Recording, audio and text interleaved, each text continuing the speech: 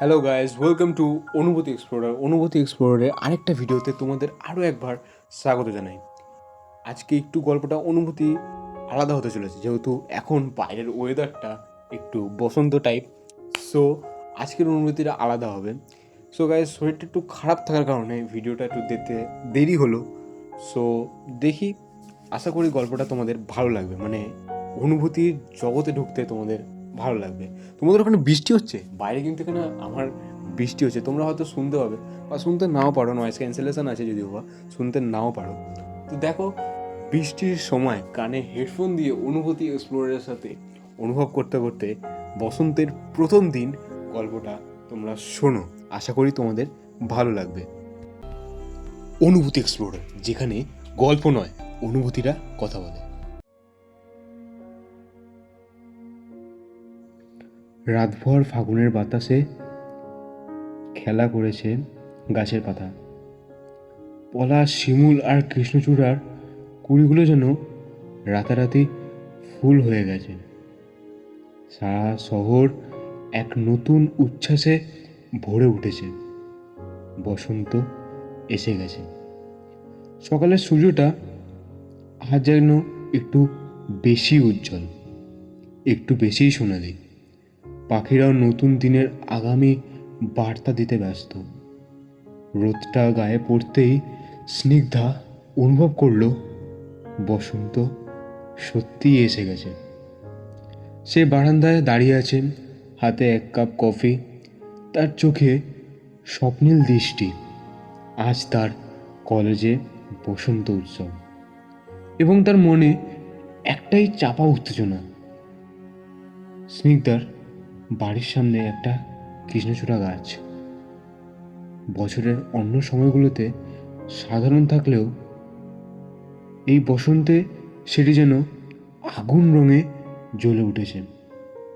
সেই গাছের নিচে দাঁড়িয়ে আছে অজয়, স্নিগ্ধার কলেজের বন্ধু। একসময় কাছের মানুষ ছিল, কিন্তু কেমন যেন দূরত্ব তৈরি হয়ে গেছে ধীরে ধীরে। বসন্ত কি আবার পুরনো অনুভূতিগুলোকে ফিরিয়ে আনবে তাদের জানালায়? চলো দেখা যাক। স্নিগ্ধা কলেজে পৌঁছতেই যেন এক অন্য জগতে চলে গেল।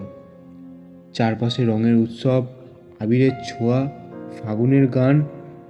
মেয়েরা পরেছে বাসন্তী শাড়ি, ছেলেরা হলুদ পাঞ্জাবি। খোলা মাঠের মাঝে মঞ্চে রবীন্দ্রসঙ্গীতের সুর ভাসছে। অজয় দূর থেকে স্নিগ্ধাকে দেখছে। আজ স্নিগ্ধাকে যেন আরও সুন্দর লাগছে। হাওয়ায় ওর চুল উড়ছে, চোখে রোদের আলো চিকচিক করছে।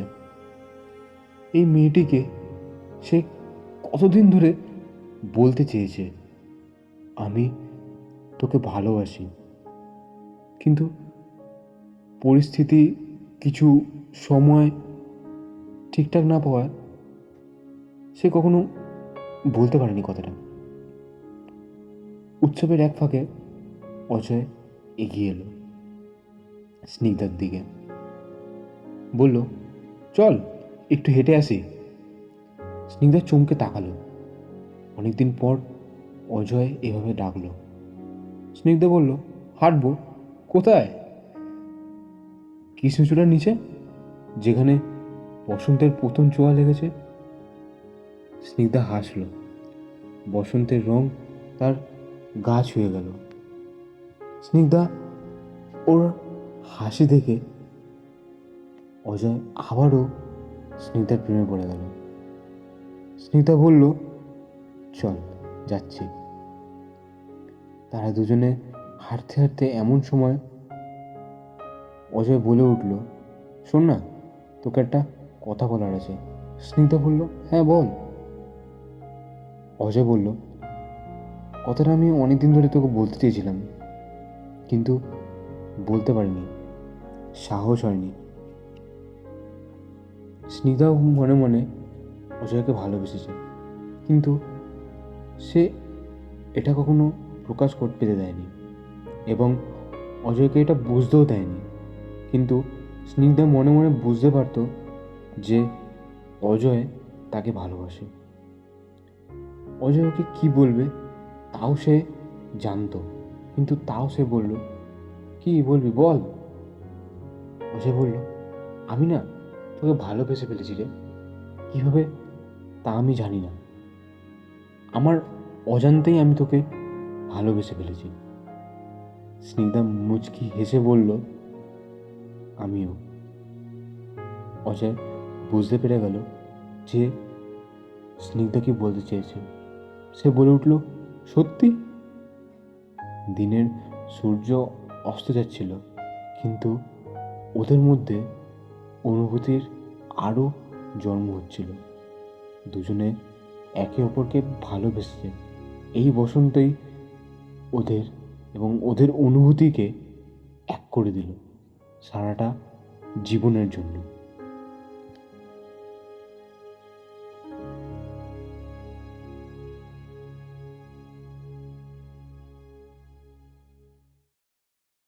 সো গাইস, তোমাদের কেমন লাগলো এই অনুভূতির গল্পটা অবশ্যই কমেন্ট করে জানিও। ভালো লাগলে একটা লাইক করে দিও, চ্যানেলটা যেহেতু একদম নতুন চ্যানেলটাকে সাবস্ক্রাইব করে দিও। নিজের বন্ধু, পরিবার, আত্মীয় স্বজন যারা যারা আছে তাদেরকেও আমার অনুভূতির জার্নিতে সামিল করো, যাতে তারাও অনুভব করতে পারে অনুভূতি এক্সপ্লোরার আসলে কী। সেটা আমাদের সাবস্ক্রাইবাররাই একমাত্র জানবে যে অনুভূতি এক্সপ্লোরার কতটা এফেক্টিভ মানুষের অনুভূতিকে কেন্দ্র করে গল্প বলার ক্ষেত্রে। তো চলো আজকের মতো এই পর্যন্তই। পরবর্তী এপিসোডে আবার দেখা হচ্ছে, একদিন পর আসবে, যেহেতু লিখতে বানাতে অনুভূতিগুলো একটু টাইম লাগবে। সো চলো টাটা, পরের এপিসোডে আবার দেখা হচ্ছে এপিসোড নাম্বার 3-তে।